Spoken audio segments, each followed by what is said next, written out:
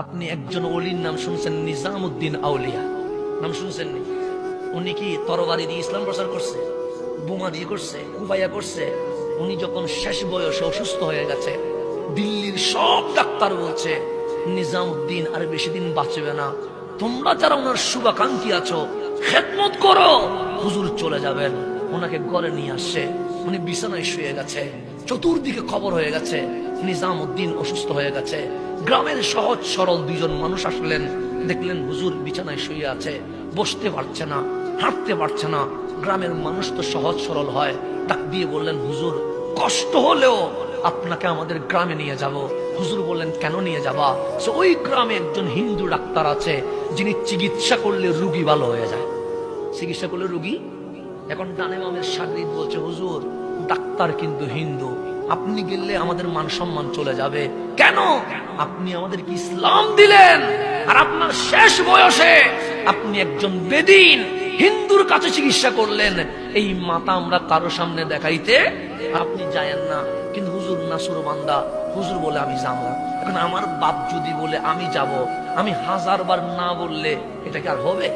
হুজুর বললে আমি যাব, কিন্তু সাগরিদ বলছে যায়েন না হুজুর, বেজ্জুত হয়ে যাব। হুজুর বললেন না আমার যেতে হবে। তখন তো আর BMW নাই, ফাইজারও নাই, তখন ব্যান গাড়ি, ঘোড়ার গাড়ি আছে, গাড়ি নিয়ে আসছে। গ্রামের বক্তরা খুশি হয়ে গেছে, হুজুরকে একদিন খেদমত করতে পারবো। হুজুর গাড়িতে উঠে গেছে, যেতে যেতে রাত হয়ে গেছে। গ্রামের মানুষগুলো ডাক্তারের সিরিয়াল নিয়েছে, আগামীকাল সকালে প্রথম নাম্বার নিজামউদ্দিন আউলিয়া ঢুকবে। রাতভর হুজুরের খেদমত করলো, সকাল 10টা হতে দেরি হুজুরকে গাড়িতে তুলে ডাক্তারের কাছে নিয়ে আসছে।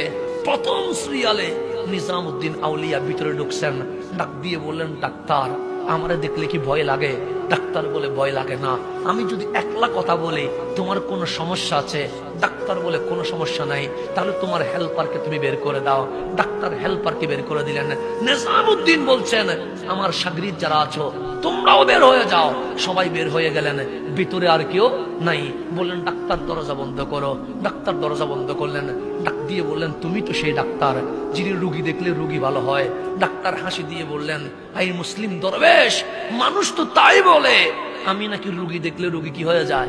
ভালো হয়ে যায়। তখন নিজামউদ্দিন আউলিয়া বলেন কোন মেডিসিন দাও যেই মেডিসিনে রুগী ভালো হয়? তখন ডাক্তার হাসি দিয়ে বলেন দিল্লির ডাক্তার যাই পড়েছে, আজমিরের ডাক্তার যা পড়েছে, আমিও তো তাই পড়েছি।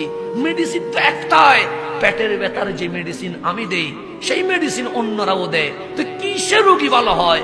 তখন ডাক্তার হাসি দিয়ে বলে আমি নফসের কথায় চলি না। নফস যদি বলে যাও আমি যাই না, নফস যদি বলে ঘুমাও আমি ঘুমাই না, নফস যদি বলে খাইও না আমি খাই।